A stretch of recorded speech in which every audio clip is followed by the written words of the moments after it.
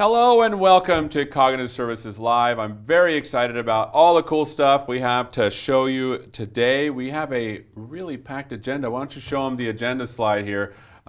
We have a ton of services that we're going to be talking about. I love cognitive services. I feel like we don't talk about them enough because if you want to do AI, it's pretty much the way to get started. Literally, when you see it, you can go do it 2 minutes afterwards. So I'm pretty excited. So this is the agenda for today. We have a ton of sessions for you to watch and to enjoy and to learn how to do AI. All right, so we're going to get started here. I have my good friend here, Lance. How you doing, my friend? Good, doing very well. Excited about this. Fantastic. So why don't you introduce yourself and tell us what you do? Yeah, so I'm Lance Olson. I am the program management lead for Cognitive Services. And really what we're doing is we're focused on just making it so more people can take advantage of adding machine learning to their applications. Fantastic. And so here's the thing about AI. And I've done AI for a while, and there's been like a couple of hype bubble waves of AI. Like a lot of the stuff in AI is from the 50s. So what can you actually do with AI, and what is the business opportunity? And let's get down to brass tacks. What is it that people can do today?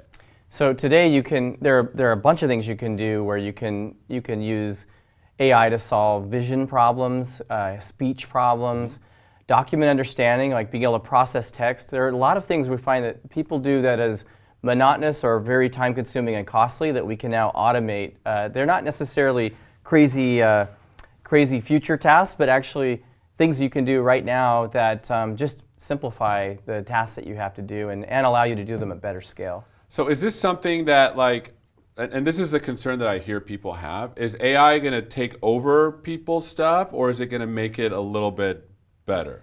Well, so we think about AI as really helping people to do more and to be more effective. So like one example is we worked with the Snow Leopard Trust to enable scientists to be able to find. They had all these images where they're tracking snow leopards, and for each time they would go look at these camera traps, they'd have to spend most of their time, like up to 300 hours, just saying, is there a snow leopard in this image or not? And most of the time it wouldn't be. It would be like a goat or a blade of grass or something else. And so they can use AI to basically sort through all of the images that they collect every time, and then that way they spend their time looking at the images that actually have snow leopards, and then they're doing the things that they are actually there to do as researchers and scientists, which is understanding the populations and the health of the snow leopards themselves. I see. So it's not taking over humanity's responsibility to be smart about things. It's just taking like the menial tasks and making them a little bit faster. Yeah, there are a few different categories. It's helping people to be able to take data and then reason about things in a better way, more efficient way. Being able to scale and reason over more data and then make decisions or predictions from that then can come back and inform us in how we work. It also lets us dig deeper into large quantities of data and extract the underlying meaning of the data. So we can look at things like images and see faces or product names or product logos. We can look at large corpuses of text and we can extract the topics and the sentiment and things like that. And then finally, it's simplifying and enabling a whole new set of interaction styles. So think of things like speech and machine understanding allow us to do things hands-free in cases where that's a better interface than a keyboard and a mouse, like in the operating room as an example. I see. So for those that want to get started, what is available on Azure right now? So there's a wide array of services and options that we have, but really the way to get started is really at the top. We have Cognitive Services, which is a set of sophisticated pre-trained models that you can use. These services don't require a data scientist. You can actually come in as a developer and use them, and in some of them, and an increasing thing that we're doing with them is making them trainable even with your own data, so you can customize them yourself, but you don't have to go into the frameworks. Beneath that, then, we have layers that let you actually work with the frameworks like TensorFlow and PyTorch and things like that directly. We have services like Azure Databricks and Azure Machine Learning and also Machine Learning Virtual Machines that give you a full data science environment and really make the data science process a lot more productive for people and make it more scalable so we can actually do it at scale. And of course, we do that on top of a hardware layer that lets you have a bunch of different options to optimize the hardware for the machine learning that you're building, and we also let you do that in a way that can be deployed in a variety of different locations, whether that's on premises, on the edge, or in the cloud. I see. So we have the gamut from just using AI all the way to building your own AI in the infrastructure. Exactly. Okay. Yeah. So if I'm like just getting started, Yeah. what's the fastest way to actually start? So the fastest way is to go to azure.com/AI and then click on the pre-built AI link, which will take you into Cognitive Services. And that will show you the different types of AI that you can use. It will show you vision, speech, language. There's actually a whole set of topics that you can drill into and capabilities there that span across these vision, speech, language, knowledge, and search. And then you can see which capabilities might be applicable for your application, and just click on that link and it will actually take you into a page that lets you even try it out right there. And almost all of these actually have free trials and also free tiers that you can use on an ongoing basis that give you a bunch of calls that you can use just to try it out and get it going. So I was a C# developer for many years.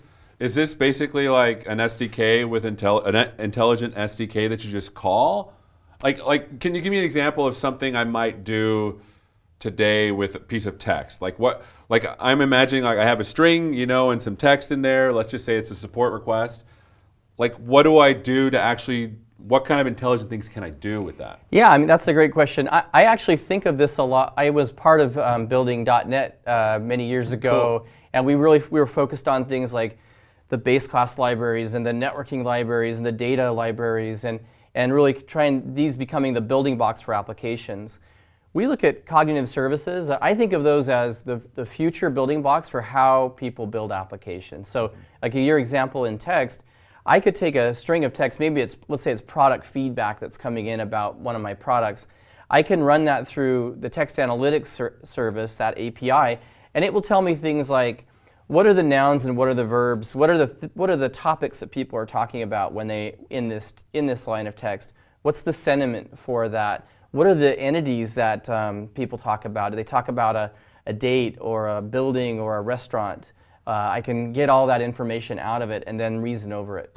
That's pretty amazing to me, because imagine I did support. I think all of us had to do support at one time or other, and sometimes you would get these really long pieces of text and you'd have to slog through it to find out what even they're talking about and whether it's a positive or negative thing. You're saying I can just put that block of text, make the REST call, and then it will tell me it's talking about these things and they're unhappy. Yeah, and exactly. And it's like, imagine that what you would have done before this is you would have written a massive amount of like regex kind of parsing code. Right, which everyone loves. Which we all love. Yeah, sure. I know. It's super productive. I was sarcastic. Obviously, like we all love Perl as well too, right?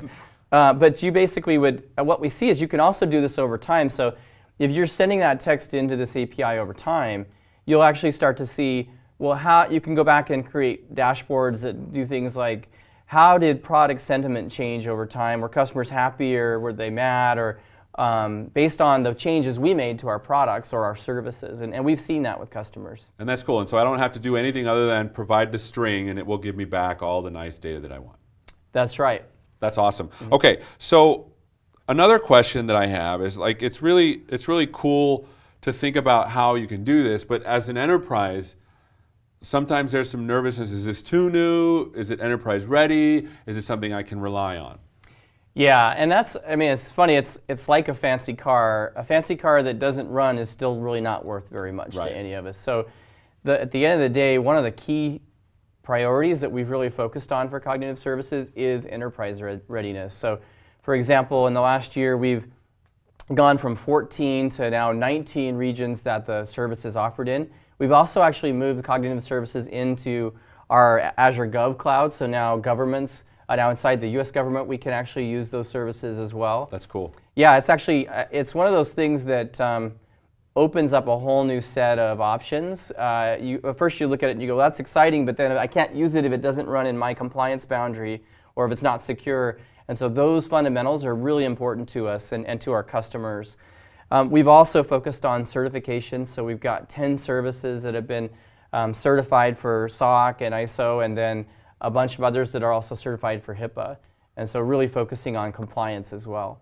And so this is something that, like you mentioned, HIPAA compliance. There's some services that you can actually use in a way that's compliant with the government regulations in the United States or other places. That's right. So like the OCR case, let's say you wanted to ingest forms inside of a hospital and then look at them and process them.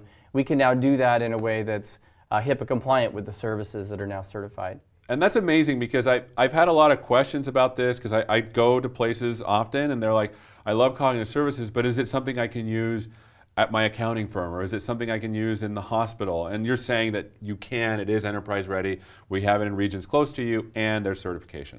Yeah, region availability and the certifications has been a big piece of feedback that we've seen where people are really excited. Like the productivity of these services is really great. And we've had over 1 million developers use them in the last year or so.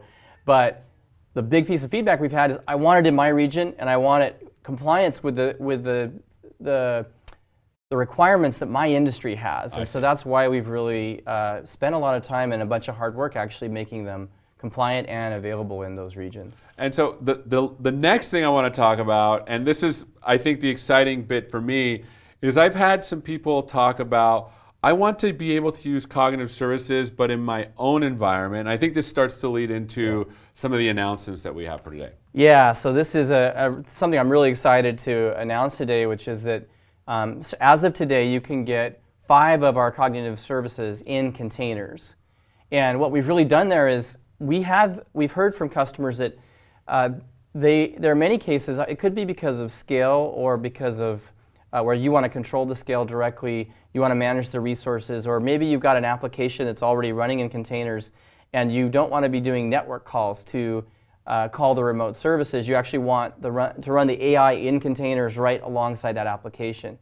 But people want to be able to run and call those services in a container. So what we've done here is we've taken things like our text analytics service, our face and emotion detection service, and the OCR service, and we've moved the model portion of the service into a container. So now when you provision the service, you'll actually get a link to the Microsoft Container Registry. You can bring that container into your own application context, whether that be on the cloud or on the edge or on the premises, wherever you can run a container. And then you control the data. Like your data never leaves that container. So you call that, and the API is the same. We actually took the service endpoint that we had in the cloud and just refactored it so it's running in the container.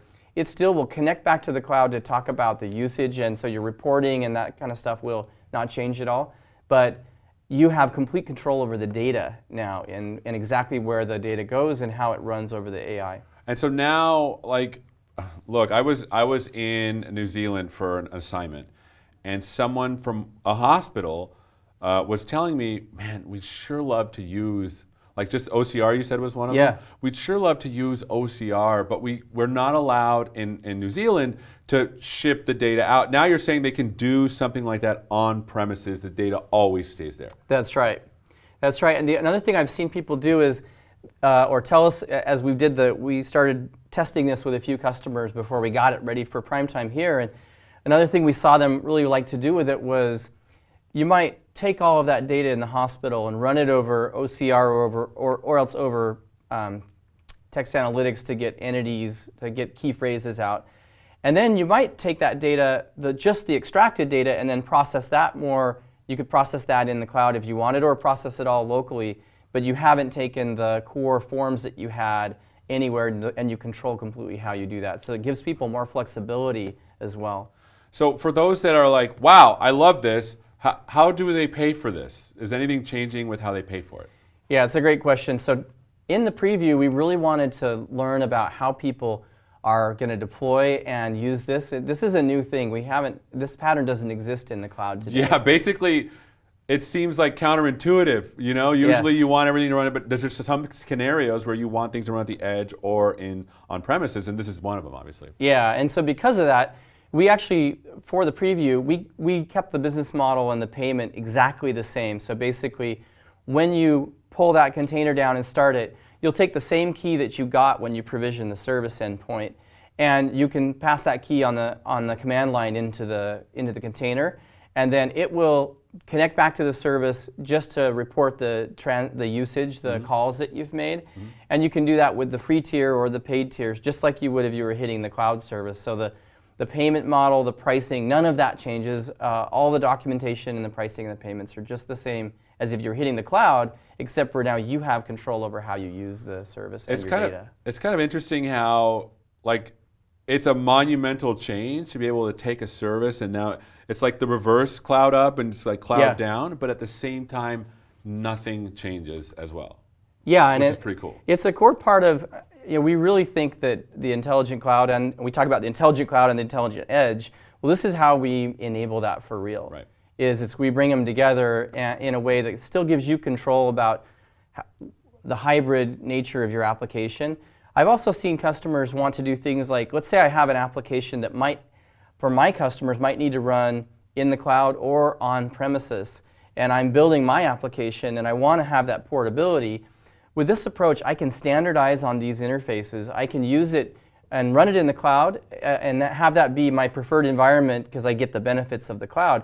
But if I have a customer that says, actually, I love this solution, but I need to run it locally on my own network, I have that flexibility now and I don't have to be swapping out my AI layer just to get that balance. Oh, I see. And so as people are now starting to infuse AI into their applications, if a customer requirement says, hey, I need this to be here, it still can be. And you don't have to change what you've been doing previously to what you're doing now. That's right. That's right. I don't have to create my own abstraction layer and then kind of have better AI in the cloud and worse AI on premises because I've kind of tried to cobble something together wherever I don't have the services. Now I can actually just rely on the same API, the same functionality regardless. And that's cool because I don't think people realize, at least I didn't initially, it takes a long time to train these models, number one. And number two, it requires a severe amount of data to train them well. Yeah. And so there's no way that I'm going to be able to replicate with the amount of data that Microsoft has and the amount of compute power that we have to be able to replicate the quality of the models that are being put out as a small shop. That's right. It would be very tough, and in some cases, in some of the models, it would be incredibly tough because we didn't just build these models from scratch in the last year. In many cases, these are things that we've actually worked on for years and in some cases decades. If you think about the amount of investment that's gone into Word and understanding language and understanding and processing text, we're benefiting, and everybody's benefiting from all of that investment now in a way that we probably never even thought would happen when our scientists were doing this for Word. But now we can take that same language understanding capability and factor that into a service that now you can run anywhere. That's cool. So this isn't the only announcement for today. I understand there's a couple more. What else do you have? We got a whole lineup today that's going to be a lot of fun. But there are a couple other key things I wanted to show you. So one is one of our services that's been getting a ton of usage is Custom Vision. And Custom Vision lets you. We have a computer vision model that you can go in and hit, and we've trained that to recognize all kinds of things and classify things. What Custom Vision does, though, and this is an increasing thing that we see customers really wanting, is it lets you bring your context into the service without being a data scientist and actually train your own model using our service that is aware of the context that you have. Right. And one of the big changes that we've added here for Custom Vision is logo detection.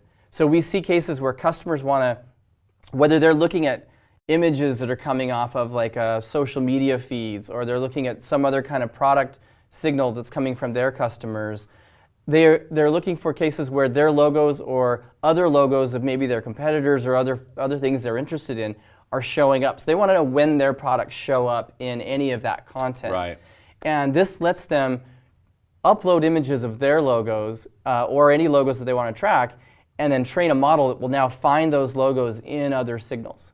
And that's, look, I'll be honest, like I'm an AI guy. I love deep learning, and I can write my own PyTorch models, for example. But every time, literally, someone's like, hey, I want you to do a demo with AI, it's basically already been done in cognitive services. And so it's like, it's tough because for me as a data scientist, I love making new things, but you are literally doing all of the important things already. And logo detection's an amazing way for a company to know.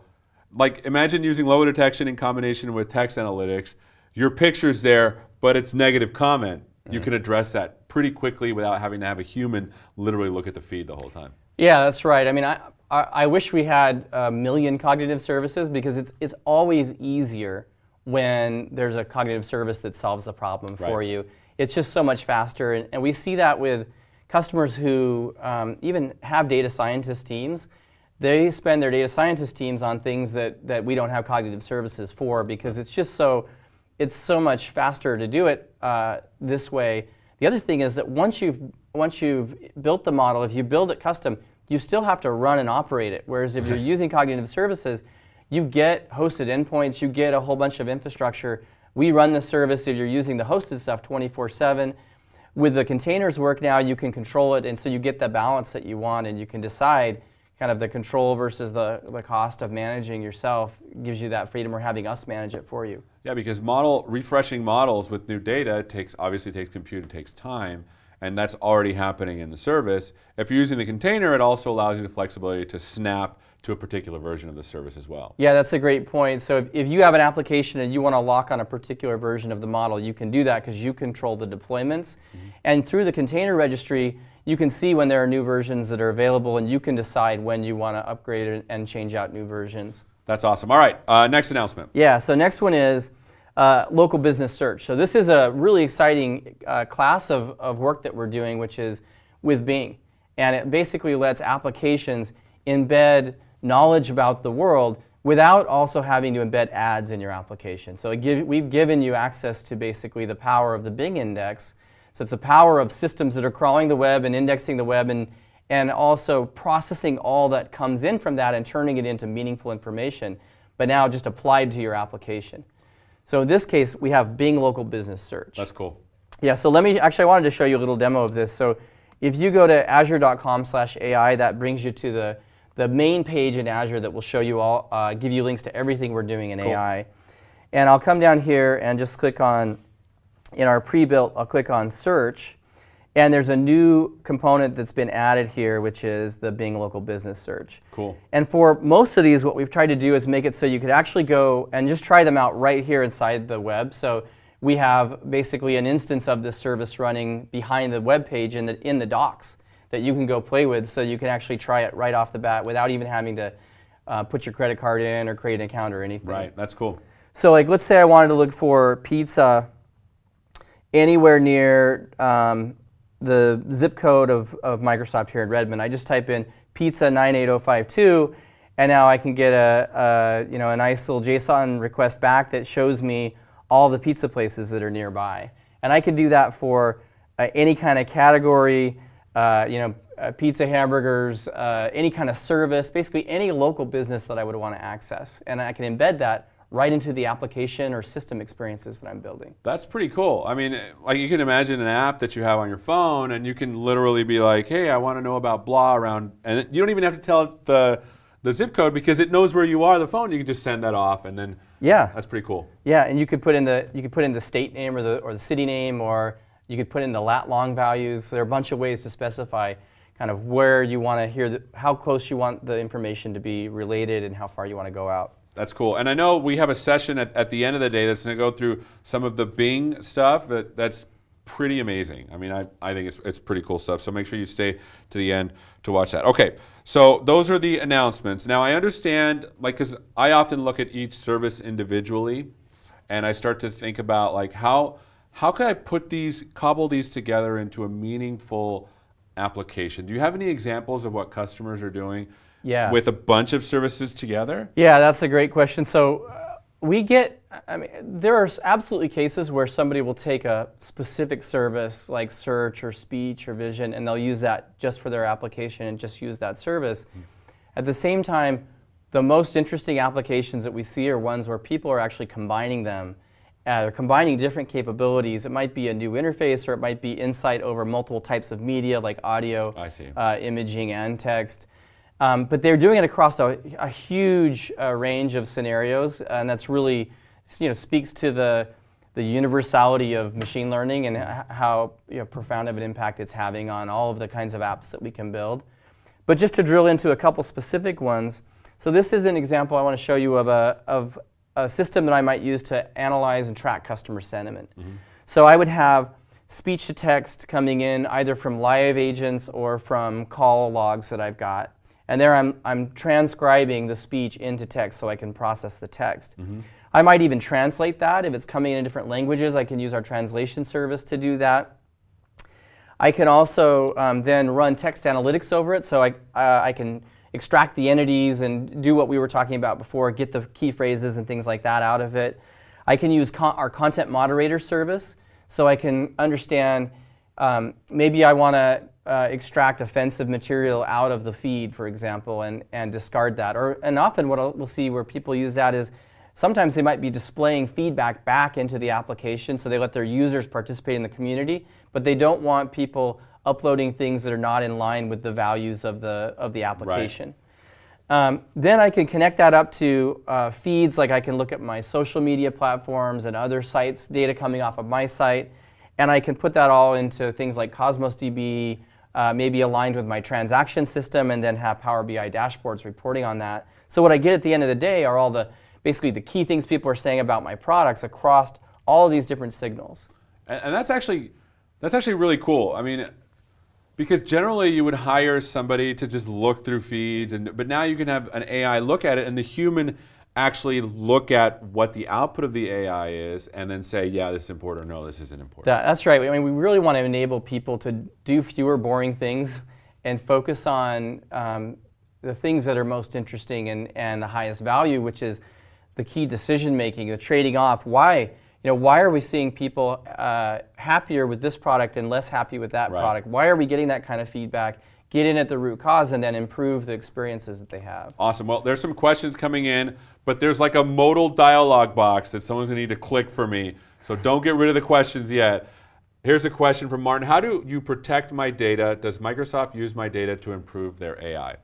Yeah, so we don't. In Cognitive Services, we've specifically made a decision not to use a customer's data other than the Bing services, which work more like Bing because you're sending a query into the system.